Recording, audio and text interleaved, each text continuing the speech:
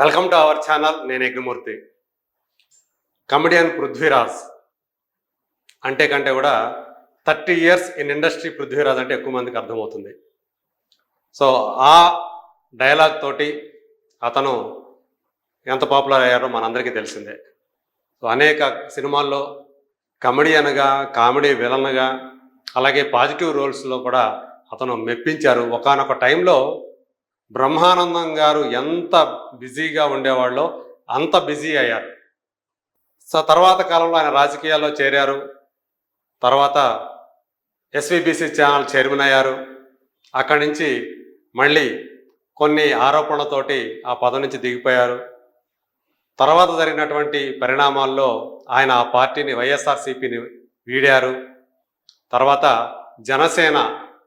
జనసేనకు అనుకూలంగా మారారు, ఆ పార్టీలో చేరారు.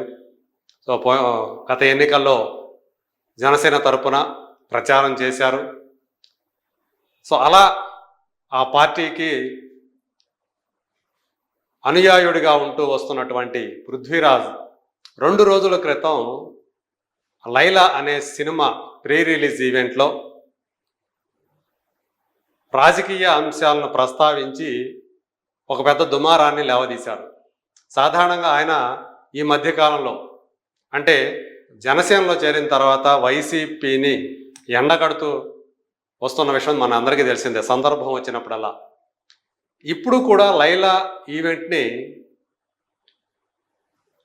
ఆయన ఒక సమయానుకూలంగా వైసీపీని ఇండైరెక్ట్గా టార్గెట్ చేసి మాట్లాడారు అనే వైసీపీ శ్రేణులన్నీ కూడా ఆయన మీద విరుచుకుపడ్డాయి.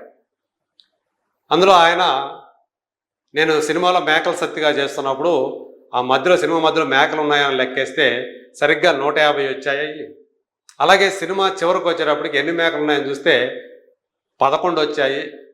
ఇది కాకతాళీయమో లేకపోతే ఇంకేంటో అని చెప్పేసి ఆయన నర్మగర్భంగా అన్నటువంటి ఆ మాటలు, వ్యాఖ్యలు ఏవైతే ఉన్నాయో అవి తీవ్ర దుమారాన్ని సృష్టించాయి. మనందరికీ తెలుసు 2019 ఎన్నికల్లో వైసీపీ 151 సీట్లను గెలుచుకోవటం, అలాగే ఇప్పుడు 2024 ఎన్నికలకు వచ్చేటప్పటికి ఆ సంఖ్య 11కు పడిపోవటం. అందువల్ల ఈ 11 అనే సంఖ్య ఇప్పుడు ఎవరు మాట్లాడి ఈవెన్ రాజకీయాలతో సంబంధం లేని వాళ్ళు ఏదో ఒక సందర్భంలో 11 అనే అంకెను పలికినా కూడా అది రాజకీయ రంగు పులుముకుంటూ రావటం మనం గమనిస్తున్నాం. అంతగా ఆ 11 అనే పదం ఒక నెగటివిటీని సృష్టించేసుకుందని చెప్పాలి. సో గత ఎన్నికల్లో వైసీపీ సాధించినటువంటి అసెంబ్లీ సీట్ల వల్ల సో ఇప్పుడు ఈ లైలా ఈవెంట్లో ఆయన చేసినటువంటి పృథ్వీ చేసినటువంటి ఈ వ్యాఖ్యలు దుమారం రేగటం, తర్వాత ఒక హ్యాష్ ట్యాగ్ ట్రెండింగ్లోకి రావటం, అది బాయ్కాట్ లైలా అనేది, ఇవన్నీ కూడా జరుగుతూ వచ్చాయి. అలాగే పృథ్వీ చేసిన వ్యాఖ్యలకి హీరో విశ్వక్సేను సారీ కూడా చెప్పేశాడు. అయితే ఇప్పుడు రీసెంట్గా పృథ్వీరాజ్ హాస్పిటల్లో ఉన్నాడంటూ ఒక వీడియో ఇప్పుడు చక్కర్లో కొడుతుంది. అయితే ఈ వీడియోలో ఆయన ముఖం మనకి ఎక్కడ కూడా స్పష్టంగా తెలియట్లేదు, కానీ ఇది పృథ్వీరాజ్దే అని చెప్పేసి విరివిగా సర్క్యులేట్ అవుతుంది. ఈవెన్ మీడియాలో అలాగే రాజకీయ గ్రూపుల్లో కూడా, వాట్సాప్ గ్రూపుల్లో ఇప్పుడు ఇది విరివిగా సర్క్యులేట్ అవుతూ ఉంది. ఈ విషయమై పృథ్వీరాజ్కి ఫోన్ చేస్తుంటే ఆయన నుంచి స్పందన రావట్లేదు, అంటే ఎవరు దాన్ని లిఫ్ట్ చేయట్లేదు.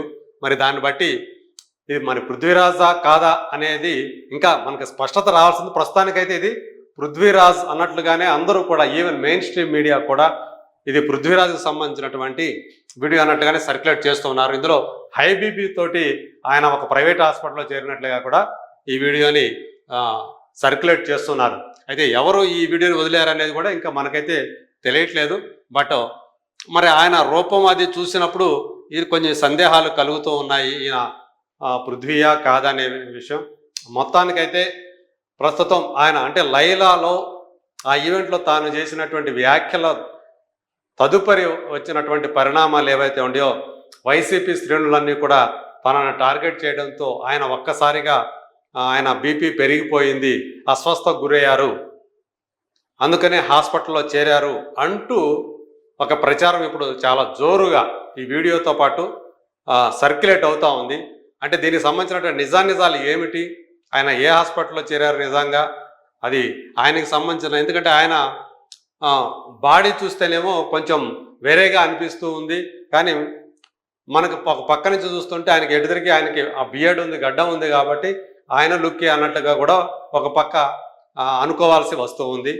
సో ఏదేమైనప్పటికీ కూడా ఇప్పుడు ఆయన హాస్పిటల్ అంటే లైలా ఈవెంట్లో అలా మాట్లాడనేలా, తర్వాత వచ్చినటువంటి ట్రోలింగ్కి ఇలా అస్వస్థకు గురవనేలా అన్నట్లుగా ఇప్పుడు ఒక లైన్ ఒకటి ప్రచారం బాగా జోరుగా ప్రచారం సాగుతూ ఉంది. సో ఇప్పుడు ఏదైతే ఈ లైలా ఈవెంట్లో తాను చేసినటువంటి వ్యాఖ్యల ధర్మిలా వచ్చినటువంటి ఈ బ్యాక్లాష్ ఏదైతే ఉందో, ఈ విమర్శలు ఏవైతే ఉన్నాయో, దీనికి మరి ఆయన ఇంతవరకు కూడా స్పందించలేదు. హీరో క్షమాపణలు చెప్పినప్పటికీ కూడా ఆయన ఇంతవరకు కూడా దాని మీద స్పందించలేదు, తాను తప్పు చేసినట్లుగా భావించలేదని అనుకోవాలి. ఎందుకంటే వైసీపీ శ్రేణులన్నీ కూడా నువ్వు కాదు సారీ చెప్పాల్సింది, ఎవరైతే ఆ వ్యాఖ్యలు చేశారో ఆయన సారీ చెప్పాలి అన్నట్లుగా వాళ్ళందరూ కూడా ఒక విస్తృతంగా సోషల్ మీడియాలో తమ కామెంట్లని పంచుకుంటూ ఉన్నారు. బట్ అయినప్పటికీ కూడా పృథ్వీ ఇంతవరకు దాని మీద స్పందించలేదు. సో ఇప్పుడేమో ఇలా ఆయన హాస్పిటల్లో చేరారు, అస్వస్థ గురై ఆయనకు హై బీపీ ఉందని చెప్పేసి డాక్టర్లు చెప్తున్నారు అంటూ ఒక వీడియో ఇప్పుడు సోషల్ మీడియాలోకి వచ్చింది. కాకపోతే అది ఆయన ముఖం కనుక మనకి స్పష్టంగా తెలిసేటట్లు కనుక వీడియో ఉన్నట్లయితే ఇబ్బంది ఉండేది కాదు. కొంచెం అనుమానాస్పదంగా ఆయన ఆ రూపం కనిపిస్తూ ఉంది.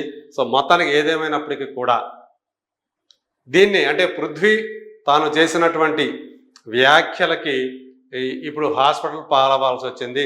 ఆ వచ్చినటువంటి విమర్శల వర్షానికి ఆయన అస్వస్థకు గురయ్యారు అన్నట్లుగా ఏదైతే ప్రచారం జరుగుతూ ఉందో దానికి సమాధానం చెప్పాల్సినటువంటి బాధ్యత ఆయన మీద ఉంది.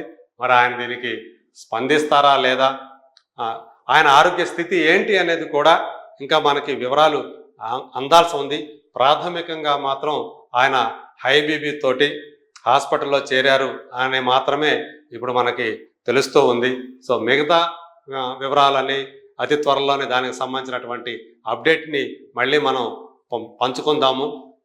సో తర్వాత అంటే ఆయన ఆరోగ్యంగా ఉండాలని చెప్పేసి మనం అందరం కూడా కోరుకుందాము. సో వచ్చిన తర్వాత హాస్పిటల్ నుంచి డిశ్చార్జ్ అయ్యి వచ్చిన తర్వాత అయినా సరే ఈయన లైలా ఈవెంట్లో మాట్లాడిన ఆ మాటలకి ఏమైనా స్పందిస్తారా, అంటే దాని తదనంతరం వచ్చినటువంటి ఆ విమర్శలకి ట్రోలింగ్కి ఆయన ఆన్సర్ ఇస్తారా లేదా అనేది మరి వేచి చూద్దాం.